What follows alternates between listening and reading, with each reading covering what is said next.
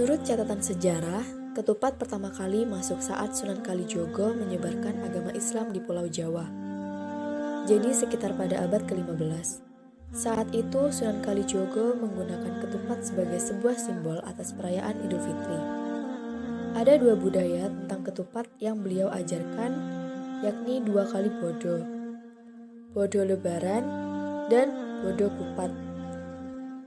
Ada sebuah fakta unik tentang makanan yang satu ini, yaitu ketupat merupakan frasa dalam bahasa Jawa, ngaku lepat, yang artinya mengakui kesalahan. Mengaku salah ketika Hari Raya Idul Fitri identik dengan istilah halal bihalal. Kiai Wahab memberikan saran kepada Bung Karno untuk menyelenggarakan silaturahim. Seluruh umat Islam disunahkan bersilaturahim. Bung Karno menjawab usulan itu dengan mengajukan permintaan untuk istilah lain. Sebab, menurutnya, istilah silaturahim sudah biasa terdengar. Kiai Wahab pun menjawab permintaan Bung Karno dengan istilah halal bihalal. Usai merayakan Hari Raya Idul Fitri, umumnya umat Islam di Indonesia akan merayakan Lebaran Ketupat, yang telah menjadi tradisi selama bertahun-tahun. Saat Lebaran Ketupat tiba, masyarakat di wilayah Pulau Jawa akan membuat ketupat untuk disantap bersama keluarga, tetangga, dan sosok terdekat lainnya. Kupat atau ketupat merupakan simbol perayaan Hari Raya Islam di Jawa sejak masa pemerintahan Demak pada awal abad ke-15. Bagi orang Jawa, ketupat memiliki filosofi ngaku lepat atau mengaku bersalah. Ngaku lepat pada orang Jawa diimplementasikan dalam tradisi sungkeman. Sungkeman mengajarkan kita pentingnya menghormati orang yang lebih tua, bersikap rendah hati, memohon keikhlasan serta ampunan dari orang lain. Laku papat atau 4 tindakan yang berisikan 1 lebaran, yang berarti sudah usai, menandakan berakhirnya waktu puasa. 2 luberan, meluber atau melimpah ajakan bersedekah kepada kaum miskin dalam kewajiban pengeluaran zakat fitrah.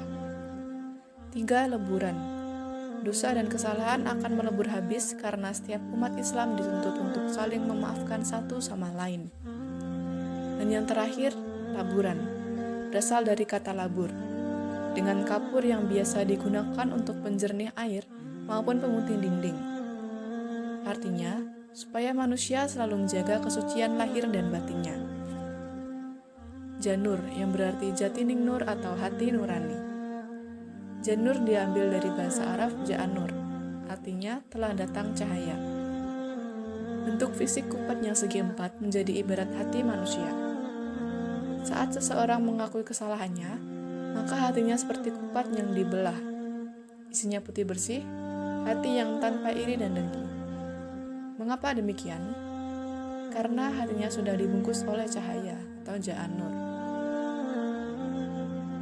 Anyaman janur yang rumit memiliki arti bahwa hidup manusia juga penuh dengan lika-liku.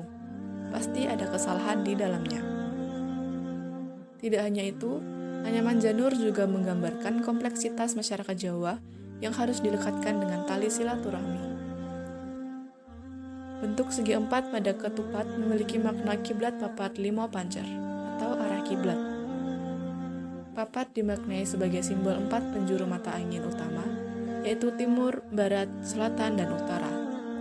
Artinya, ke arah manapun manusia akan pergi, ia tidak boleh melupakan pancar atau arah kiblat. Namun, apabila dikaitkan dengan kehidupan manusia, kiblat papat 5 pancar dapat diartikan sebagai 4 macam nafsu manusia, yaitu yang pertama amarah, meliputi nafsu emosional. Yang kedua aluamah, nafsu untuk memuaskan rasa lapar. Yang ketiga supiah, nafsu untuk memiliki sesuatu yang indah. Dan yang keempat mutmainah, nafsu untuk memaksa diri. Jadi, dengan memakan ketupat, seseorang disimbolkan sudah mampu menaklukkan keempat nafsu tersebut. Isi ketupat yang berbahan beras sebagai bentuk harapan agar kehidupannya dipenuhi dengan kemakmuran. Sedangkan secara keseluruhan, ketupat melambangkan nafsu dunia yang dibungkus dengan hati nurani.